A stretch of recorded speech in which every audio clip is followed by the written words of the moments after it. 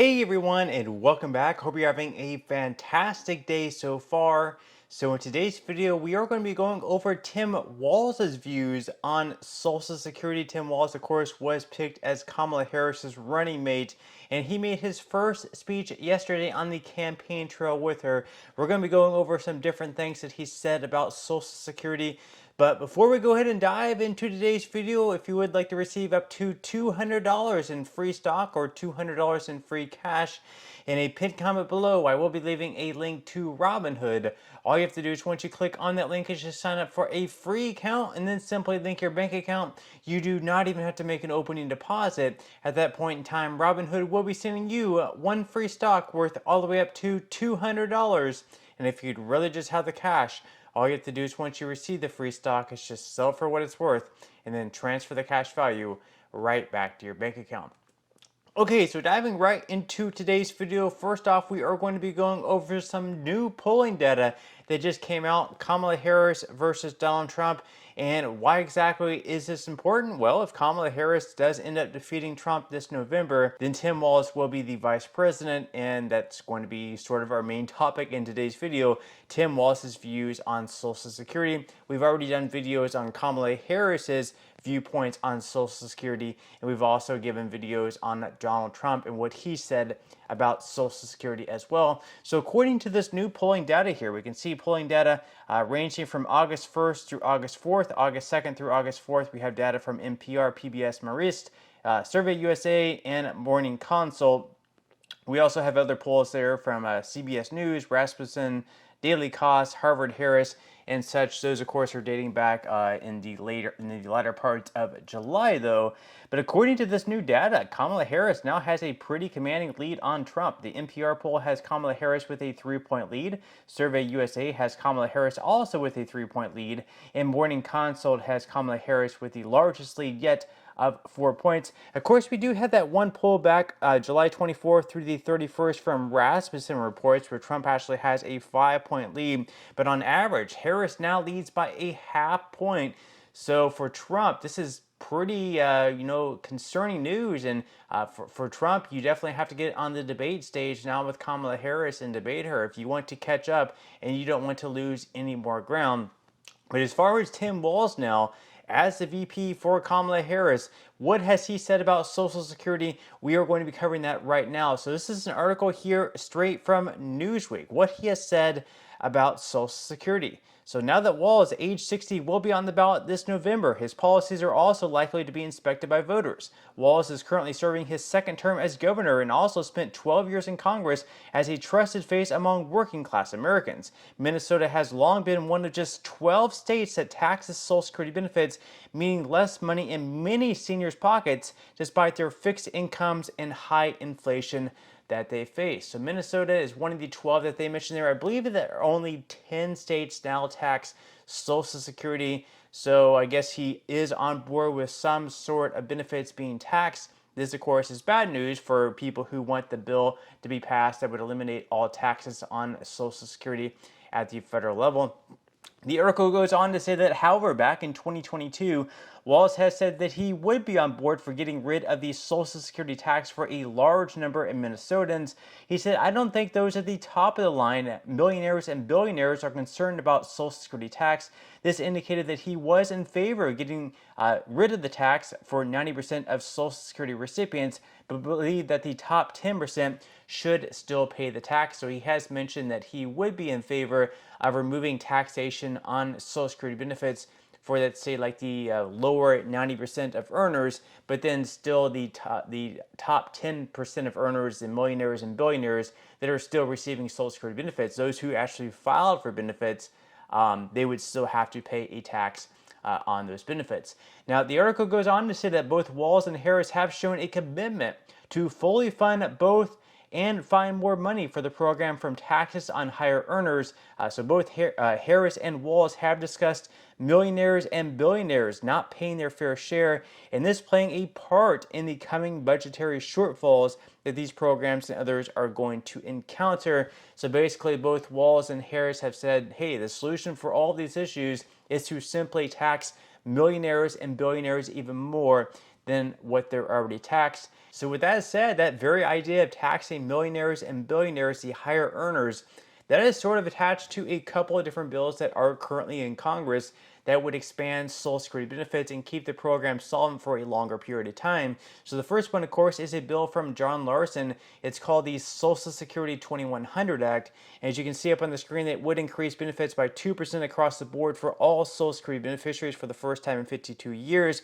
It would improve the cost of living adjustment over to the CPIE. It increases benefits to lower income seniors. It also improves benefits for widows and widowers and restores student benefits up to age 26. So it does a lot, and it would do that by increasing taxes on those earning above $400,000 per year. There's also a bill called the Social Security Expansion Act. This bill is by Bernie Sanders, and this bill, what it would do is it would extend the solvency of Social Security by requiring the wealthiest American households to pay their fair share of taxes. So it would increase the taxes for $250,000 and above. It would also expand Social Security benefits across the board for current and new beneficiaries by $2,400 a year or $200 per month. It would also increase the cost of living adjustment, so it would also move that over to the CPIE as well. And it would do this by requiring millionaires and billionaires to pay their fair share of taxes.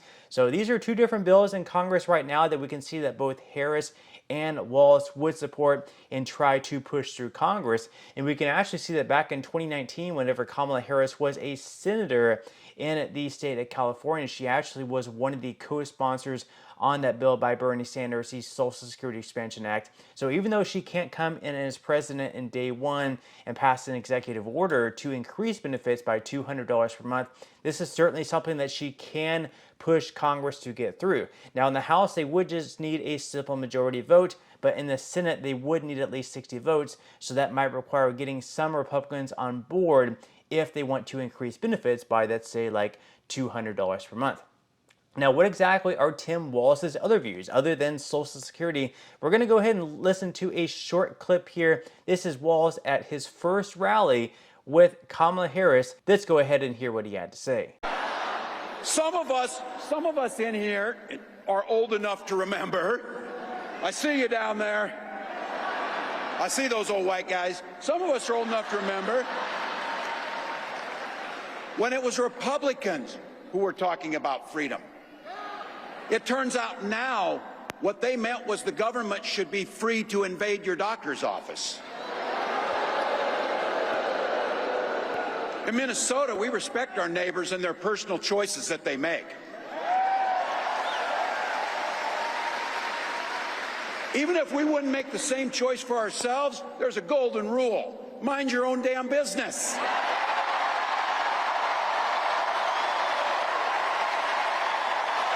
So Walz said that he's into Americans' freedoms and that we should respect each other's decisions and stay out of our neighbors' businesses. However, according to this article here from the New York Post, he was one of several Democratic governors accused of massive overreach in wielding executive power to shutter schools, businesses, and churches during the once-in-a-generation pandemic. The Minnesota governor in 2020 even set up a hotline through which law enforcement received more than 10,000 emails from residents snitching on neighbors, ignoring lockdown measures during that first year of the pandemic. In selecting the Minnesota governor, the Harris campaign on Tuesday touted his dedication to countering Republicans who want to, quote, roll back Americans' rights, saying he had stood up for fundamental freedoms in the past. So basically he's standing up for fundamental freedoms, but yet he's setting up like a snitch hotline where one neighbor could snitch on the other neighbor for perhaps being out at a gathering, having a barbecue with other neighbors, enjoying themselves, saying, hey, they're basically breaking the lockdown, they're out doing stuff, and they're potentially spreading the virus. So, that could sort of counter to what he's saying, like standing up for Americans' freedoms, but then not allowing Americans to go out and do what they want. Now, the article goes on to say, but that's exactly what lawmakers and civil liberties groups accused him of not doing during the COVID years. So from overseeing the largest COVID-19 fraud scheme in the country to asking neighbors to tattle on one another for violating lockdown mandates to forcing hospitalized COVID patients back in their nursing home facilities, Tim Walz proved during the pandemic he does not have the competency to lead in the time of crisis. Also, with classrooms closed, the average reading and math scores dropped for 4th and 8th grade students between 2019 and 2022. There were also hundreds of millions of dollars wasted on various COVID relief efforts, some of which fraudsters abused. And the U.S. Department of Labor found that Minnesota overpaid roughly $434 million in unemployment insurance to state applicants from July 2020 to June of 2023, and a shocking $250 million scheme that also took place on Walz's watch allowed a Minneapolis nonprofit to pocket federal funds paid to Minnesota Department of Education ostensibly for the feeding of needy children. So just a lot of scandals, around Walz right now. Not exactly the best pick for Kamala Harris if you're looking at all these scandals coming out. Also, according to the New York Post, Tim Walz has had a DUI arrest several years ago at least. He was driving 96 miles per hour in a 55 miles per hour zone. So Kamala Harris's freshly minted VP pick. Minnesota Governor Tim Walz was once arrested for drunk driving after he was pulled over for driving more than 40 miles per hour over the speed limit. The trooper then approached his window, detected a strong odor of alcoholic beverage, emanating from his vehicle, court documents show. After flunking a field sobriety test, he submitted to a breath test, which pegged his blood alcohol level at 0.128%, well above the state's legal limit of 0.08%. Later, though, of course, he pleaded the charges down to reckless driving because basically he had a really good attorney, and he was able to get away with such a thing. Now, another article that's coming out also from the New York Post is that he apparently left the National Guard battalion hanging, slithered out the door before Iraq deployment. That is what vets are claiming. So veterans have accused Minnesota Governor Tim Walz of embellishing his military career and abandoning his National Guard battalion, highlighting that the now vice presidential pick for the Democrats never served in combat and retired from service ahead of his unit's 2005 deployment to Iraq. In a letter posted to Facebook in 2018 as he first ran for governor, retired Command Sergeants Major Thomas Behrens and Paul Herr said Walz retired from his 24-year tenure in the National Guard after learning that his battalion would be deployed to Iraq, despite allegedly assuring his fellow troops would join them. So again, a lot of dirt is coming out on Tim Walz now that he is selected as VP. It's going to be interesting to see how all of this plays out, but leave your thoughts in comments below. Do you like the pick by Kamala Harris? Do you think it was a good pick by Kamala Harris? And how do you think he would fare as a vice president, of course, knowing his current, his present, as well as knowing his past? Leave your thoughts in comments below, but that's all we have for today's video. I certainly hope you enjoyed and found value out of it. If you did, again, I would greatly appreciate if you could give this video a like. Consider subscribing to my channel if you have not already, and I will see you in the next video.